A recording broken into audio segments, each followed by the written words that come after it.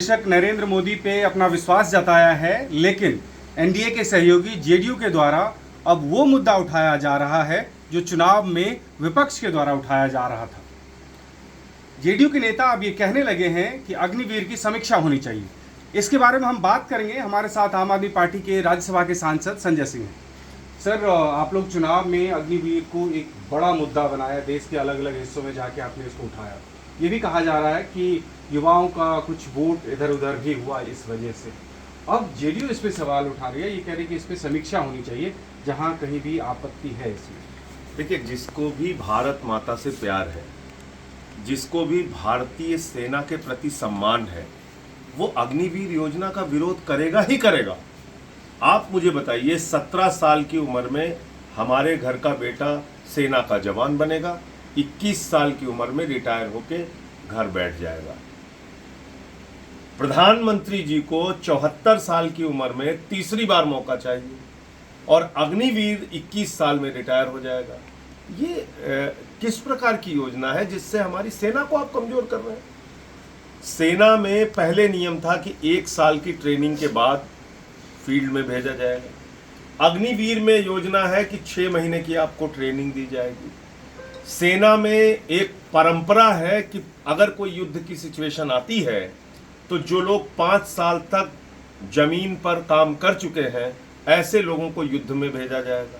आपने कुल 4 साल की ही नौकरी कर रखी है, तो निश्चित रूप से अग्निवीर योजना इस देश के साथ विश्वासघात है, भारत माता के साथ विश्वासघात है, भारत की सेना के साथ विश्वासघात है।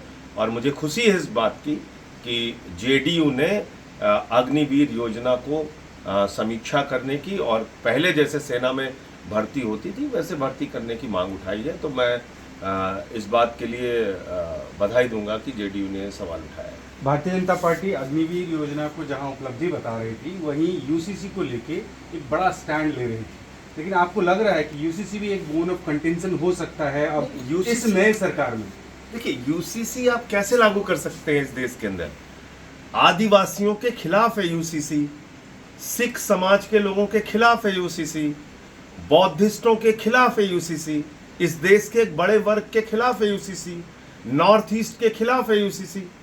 आप मुझे बताइए ना, नॉर्थ ईस्ट के जो स्टेट्स हैं। मेरा सवाल ये, क्या एनडीए के सहयोगी दल इसको एक्सेप्ट करेंगे? बीजेपी तो बहुत जोर शोर से उठा रही थी यूसीसी का मुद्दा। मुझे लगता है क्यों एक्सेप्ट करेंगे वो, क्योंकि वो लोग भी अब जैसे यूसीसी के मुद्दे पर मुझे याद है जेडीयू ने साथ नहीं दिया था, एनडीए में रहते हुए भी साथ नहीं दिया था जब ये पार्लियामेंट में इसके ऊपर बातचीत हो रही थी। तो मुझे लगता है कि जो ऐसे कानून हैं जिसमें कि आप लोगों के जो अधिकार है उसको छीनने की बात कर रहे हैं, राज्यों के जो अधिकार हैं, विशेषाधिकार हैं, उसको छीनने की बात कर रहे हैं, तो उसके बारे में अगर मांग उठ रही है तो बिल्कुल जायज़ है, 100% सही है। एक ऐसी सरकार जहां बनने से पहले ही सहयोगी दल इस तरह की बात कर रहे हैं, क्या भविष्य आप आंक रहे हैं? जब इसीलिए हम लोग कहते हैं कि सही समय पे सही निर्णय लेंगे, तो आप लोग कहते हैं नहीं नहीं नहीं नहीं, तो इसलिए थोड़ा इब्तिदाए इश्क है रोता है क्या, आगे आगे देख होता है क्या। थैंक यू हमसे बात करने के लिए।